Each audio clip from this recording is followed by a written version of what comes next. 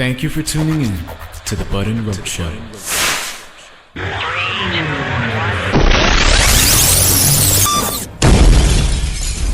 This is the B&RS Show.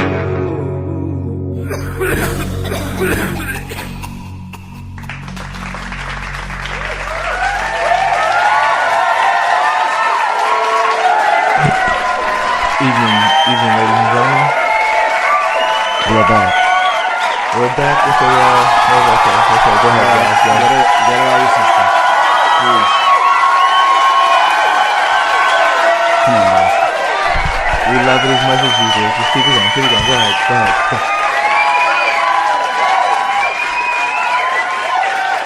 What a glorious day it is. We are back. This is Alex Montanez. This is Zoe Taylor. And you're listening to the B&RS Show.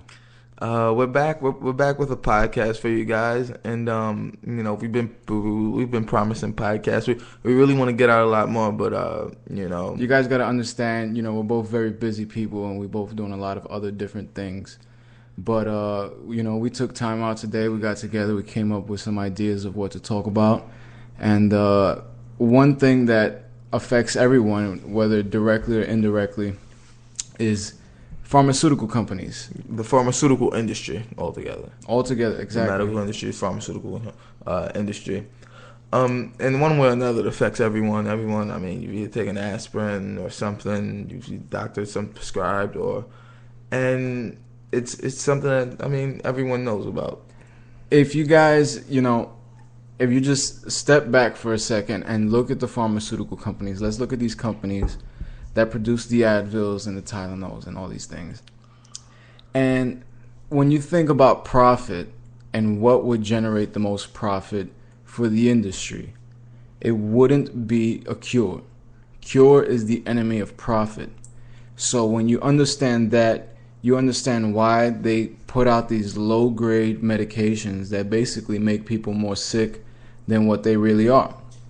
Yeah. Because they need you to keep coming back. Yeah, they need you to keep coming. They want your money, and it's it's more. I want to explain how this became what this podcast is about first. I frequently watch TV, and one of the things I see on TV a lot are these commercials, these ads. They're called direct consumer advertising. Mm-hmm. Is what the pharmaceutical market, the pharmaceutical industry calls it. And it's for these medications for all sorts of everything. It's for everything. You'll see an ad for everything. From erectile dysfunction to Valtrex for herpes, mm-hmm. to even some of the stuff for antidepressants and all that stuff.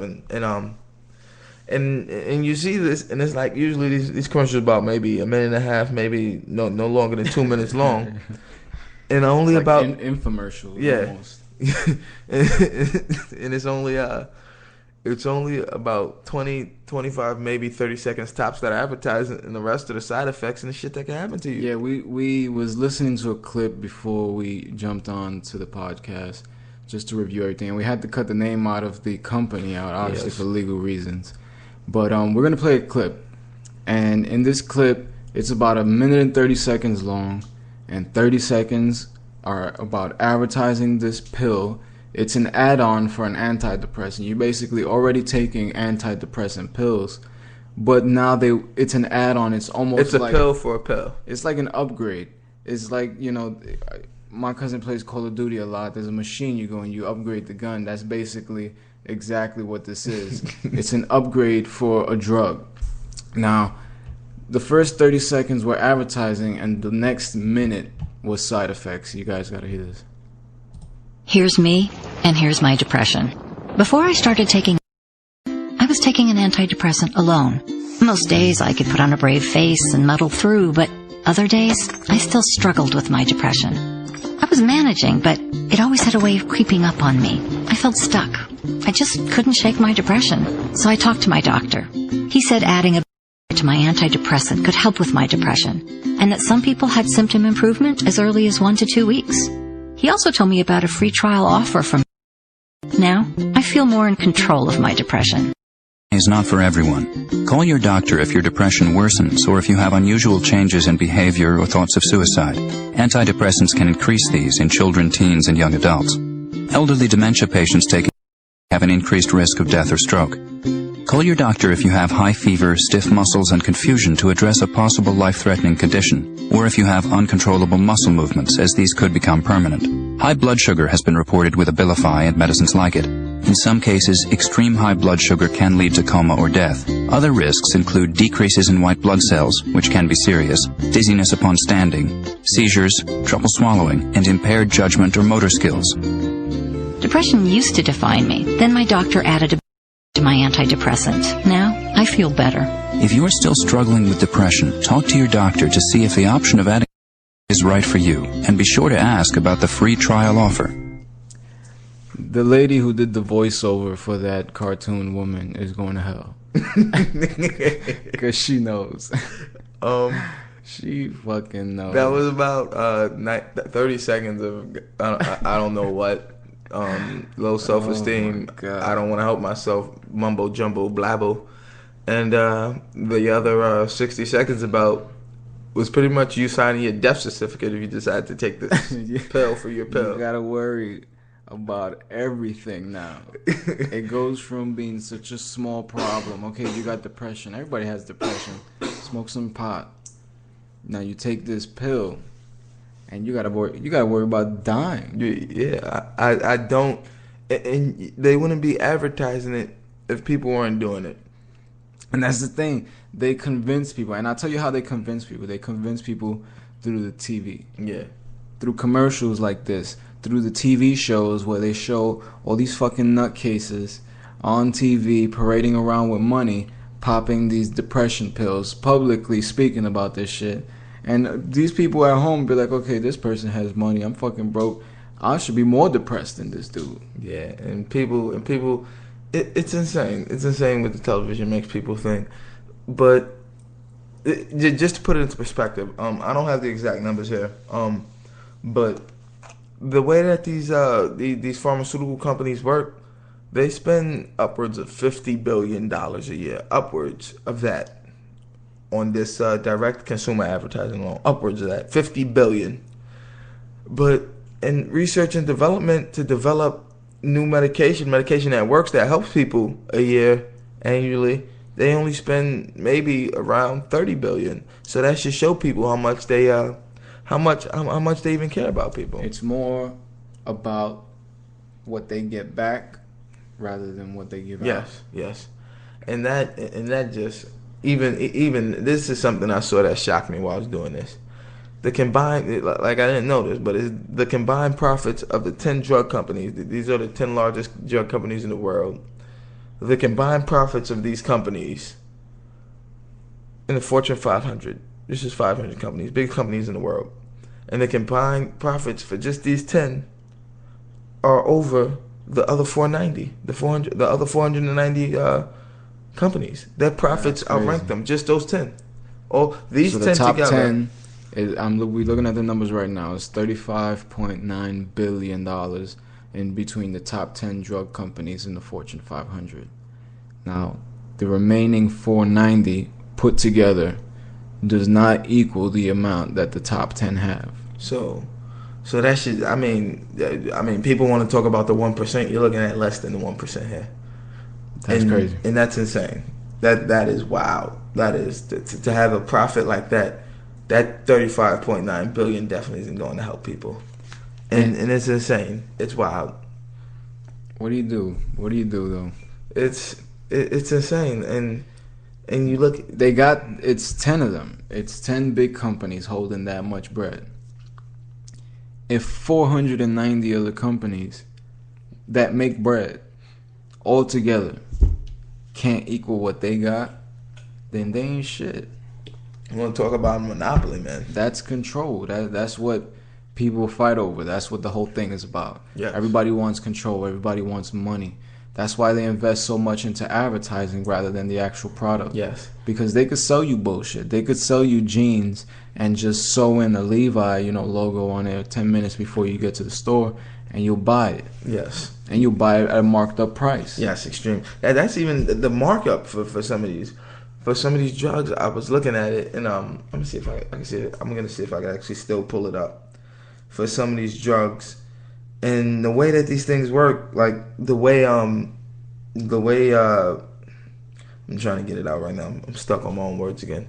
The way, like, what it costs to make these drugs are, I mean, pennies to these companies, and a lot of these drugs they're not even getting made in America. No.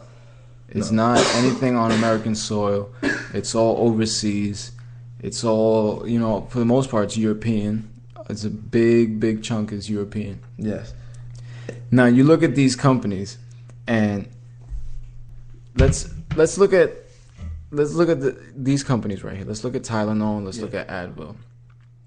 Now, whenever I get a headache or whatever pain in my body, the first two pills that you think about is Tylenol or Advil. Yes. Why is that? Why, out of all the medication that's out there, those two are the top two? Why is it that every store that I go to, those are the ones that's most visible from the counter? Why is it that those pills are at every aisle in the supermarket? Because those companies pay for that.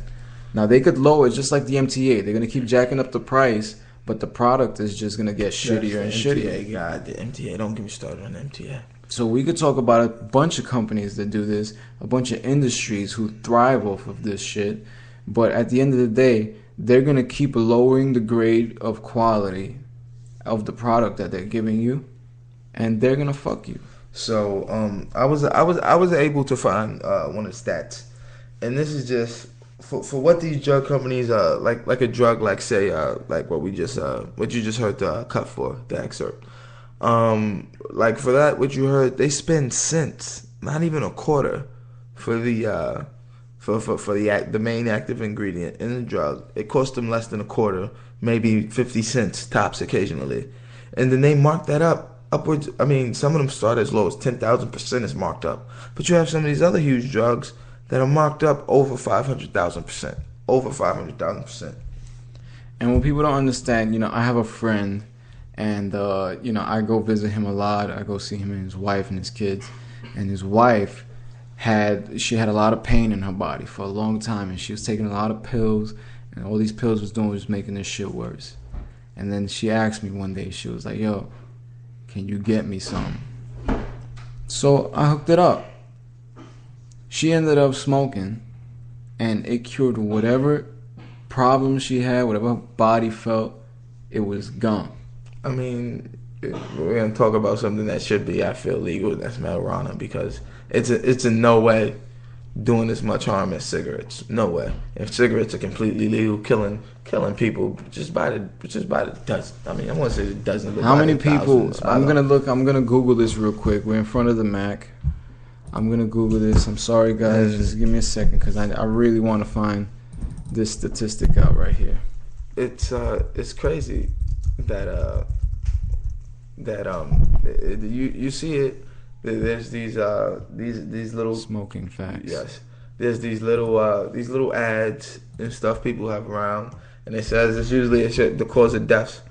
In marijuana, there still have been no reported deaths as a cause of smoking marijuana. There's been none. Problem behaviors over here. Serious delinquency.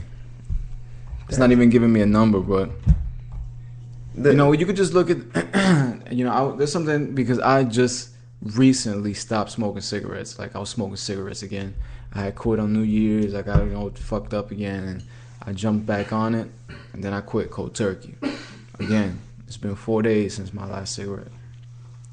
In the past 4 days, I've been thinking about the no smoking ads, the tobacco ads that was on the TV. We see all these people gather in front of these buildings, and these people, basically it's a public protest, and nobody's getting their ass whooped. This isn't Occupy. But then the other day, John was here, and he was on Netflix, and he was watching Mad Men, and the episode was about the tobacco companies and their advertising techniques back in the day, because the show takes place back in the day. Yes. So these guys are tossing ideas back and forth, and they were basically saying, how could they advertise this product to the public without having to admit that it kills you? And they still barely have to. And there's all sorts of, it's insane. It's back then. They won't regulate it, but you look at weed. I mean, what does weed really do to people? It's a plant, and it grows, and it makes people feel great. There are no additives. There are no chemical additives added to it. You're just smoking a plant. It's not government or company moderated. It's you grow. Yes. You grow, you pick, you smoke, and it's great. Yes. And even, I mean, this is something that's just very, I mean, a little bit known. But these are very smart people to grow this. I mean, people talk about back in the day when it was just like regular weed, Woodstock grains. And now you have people who they get this, what they want to call, why people want to keep it outlawed, this higher grade. It's these are smart people growing this stuff. These are these not chemists, biologists, people that really know about soil, know how to do all this stuff, and get the most out of what they're doing. These are smart people using no chemicals, and they're just doing what they know. Now you compare the number of people that die because of marijuana, Zero. as opposed to how many people die from, let's say, an overdose on prescribed drugs. Still, even prescribed drugs, the numbers are high. And you look at prescribed drugs, that's another thing. It was I wanted to say, you just talked about it's with the profits. It's back to the profits, but of what these places make a year, they make upwards of $7 billion a year. All pharmaceutical companies, they make upwards of that, and about $80 billion of that is for psychiatric drugs, for mental issues, if you will.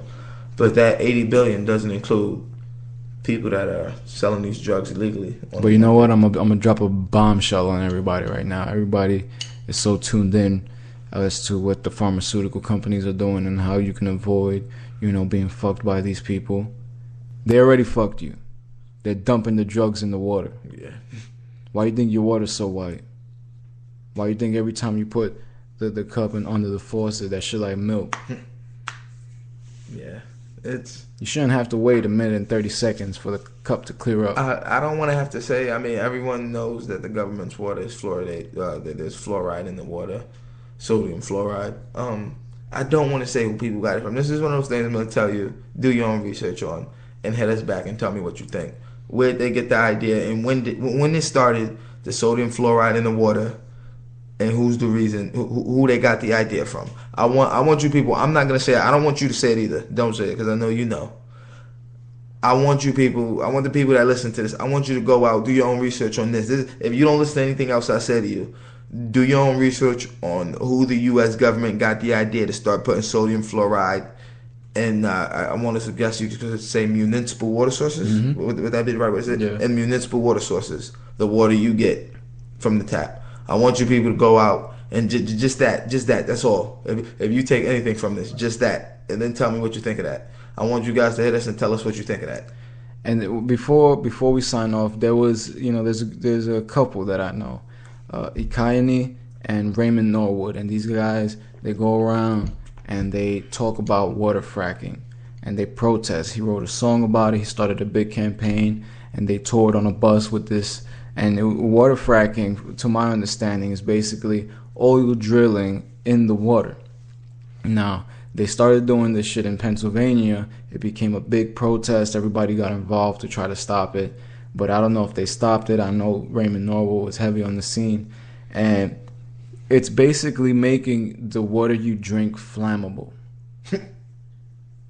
So if you light a match to tap water in certain areas, the cup will set fire.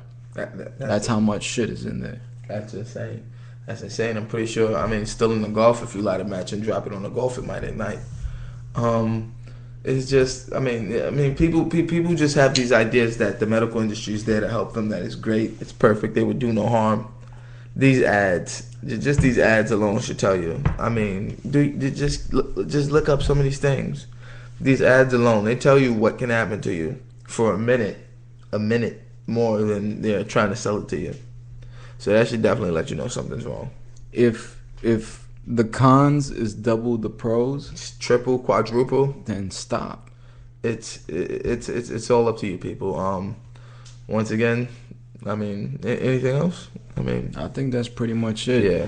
But if you guys want to really save your life and really escape the problems of society, then tune in tomorrow to Bud and Roach. We're going live at 8 p.m. sharp Eastern Time. Yes, we do. Have a good night, people. Thank you. This is the Bud and Roach Show.